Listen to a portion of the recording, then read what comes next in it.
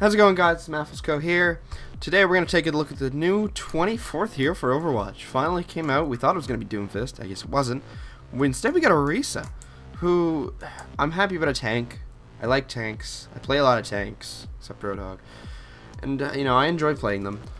And I really did enjoy playing Orisa in the PTR. I had a look at her. And if you didn't know much about Orisa, she was made by this character who we thought was going to be 24. Effie? I don't even remember. Pretty sure it's Effie. And basically was there, the backstory is she was there when Doomfist attacked Numbani, the airport, and basically everyone in Numbani said, oh, well, damn it, the R-15s aren't what we thought, let's sell them all off, we don't need them anymore, they're being useless. And Effie, being the super robotic genius that she is, had a grant from somewhere, I'm not even sure where, it doesn't say. And she basically used that grant to actually buy some of the parts of the R-15s, given her parents' permission, apparently. She's 11 years old. And she bought all those and decided, I'm going to upgrade these. Numbani needs a protector. I'm noble. I know how to make robots. So she upgraded this robot, upgraded its personality, gave it an AI, upgraded its weapons, and Orisa was the product of her research, of her new invention, basically.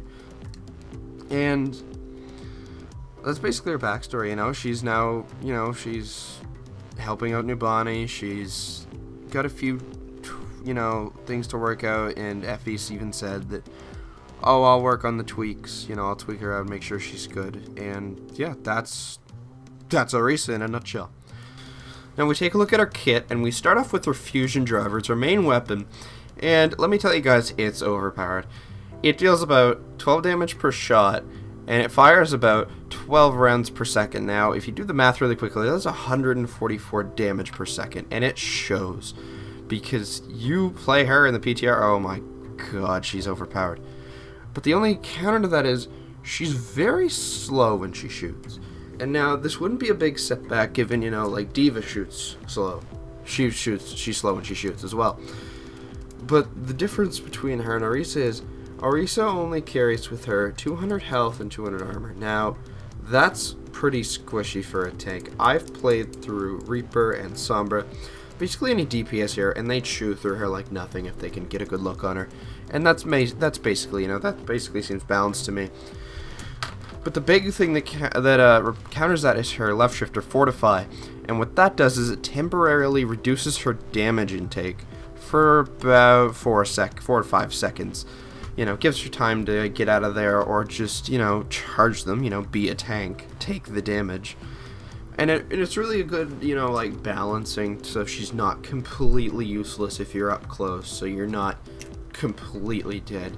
Because I've had a few, I played through Reaper a bit to see if it's a good counter, and I've had a few where they activate their left shift and, I'm just like, okay, I'm screwed, lost this fight. But then there's some times when they don't, and I win the fight, so it's balanced, I think. And then we look at her E, her barrier. It's a stationary, basically Reinhardt barrier. It's a regular barrier. It's rounded. It's like a semi-circle going on, and it has 900 health and it's stationary. Now the cooldown's about 12 seconds on that. So someone shoots through that. You can put another one down in 12 seconds. And I think it's useful, but I don't like the fact that it's stationary. I mean, of course it's gonna stay that way. That's not what I'm complaining about. I'm simply complaining about how it's not as useful as, say, Reinhardt's shield, which is, it's mobile. It's got 2,000 health, So it's not she's not a Reinhardt replacement, which is obvious, which is good. And then we look at her. I'm gonna look at her right click really quick. I kind of enjoy the fact that it's there. It's like it's a little like symmetrical kind of in the sense, but except when it hits a surface, or when you right-click again to activate it, it acts as a tiny mini graviton, and it pulls people in for about, like half a second. It pulls them in and it stops, and then you can run away. But it lines them up perfectly for your heroes. It's a slow, straight moving, it doesn't do damage either when it hits you. It just pulls you in. I don't know if the pull-in does damage or not, but I don't think it does. And the area of effect, it's about 7.5 meters if you're within that range, then it pulls you in, and if not, you're fine. So it's like a mini graviton, basically. It doesn't keep you there, it doesn't hold you there, it doesn't pull you in from that far of a distance, and it's good. And then we check out her Q. Her Q is a supercharger. It has about 200 health, and it increases allies' damage by 50% while it's active. I think you have to be within 25 meters of it to actually have the damage input, and you'll be able to tell if you're getting it by this giant blue beam that's like following you around, and it's really hard to miss, especially if you're looking directly like in its general direction. And it's very good for, you know, team-based. It's a very supportive kind of it's a very supportive kind of ultimate, and it works really well for her. And I really enjoy her kit. I enjoy her build, and I think it's going to be a really great addition to Overwatch. Now, in terms of counters, I have already mentioned Reaper and Sombra, you know, because they're flankers. You know, they get around, they deal with tanks mainly, they deal a lot of damage, enough quick damage that, you know, Orisa's gone and out before she even realizes, oh, hey, I should hit left shift. Maybe it'll help me not take damage. And along with that, I've also have to mention, like, Hanzo and Ana and Widowmaker, you know, all the snipers generally. She's a big target, she's a squishy target, and especially when she shoots, she's slow moving, so for Widow and Hanzo, it's easy to get those headshots off, you know, quick flicks, quick picks, and those are really good counters for her. I also have to mention, generally, you know, Bastion's a counter for everyone at this point. He's buffed a lot. I don't know if they're taking away his like, I don't know if they're nerfing him or not in this coming PTR. I haven't checked him out yet. And we also can't forget Symmetra. Symmetra mainly chews through armor, and the fact that she has half of her main health, like half of her entire health is armor. Oh, she chews through it like it's nobody's business. And those are really her main counters I found. I haven't really looked at anyone else, to be fair, so if you found anyone else, you know, mention it in the comments. Let me know. And that's really all I've got for Orisa so far. She seems pretty good.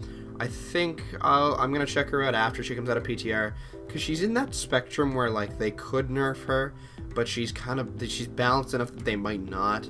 I could see them nerfing her damage a little bit, but then again, that's also on account of how much people are whining about, oh, she does so much damage, because she's also really squishy. You have to think about that. So I think she's balanced enough that they could leave her. They could bring her out of PTR the way she is, leave her like that. She'd be viable. In competitive, maybe not so much, because, you know, mobility is really key with the higher up competitives. So, you know, her lack of mobility when she shoots is kind of like, eh. And the fact that she's not like D.Va where she can't just escape when she's, like, low health, especially since she dies so quickly when it comes to people like Reaper or Sombra.